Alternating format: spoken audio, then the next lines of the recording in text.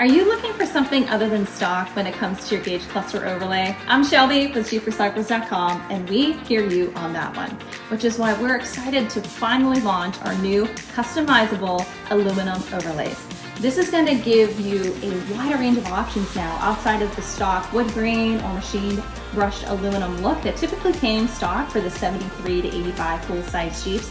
You now can do any color you want, any finish that you want. If you want to do a one-off unique decal of your own, you can now do that. It's all up to you.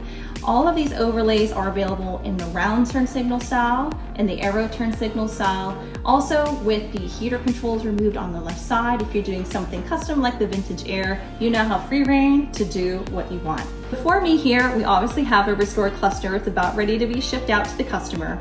But we've restored literally hundreds of clusters at this point here at Jeep Recyclers. And so over the years, we've gotten quite a few requests for custom colors with these housings and the overlay.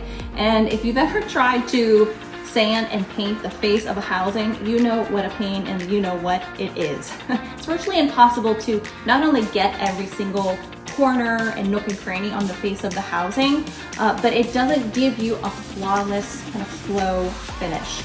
This overlay allows you to do that. You actually will paint it separate from the housing itself, giving you that perfect flawless finish that you want. In this case, the customer wanted a black finish, and we're able to give him also the matte finish that he requested. But of course, you can do a more polished finish if that's what you want. But these really do turn out beautiful.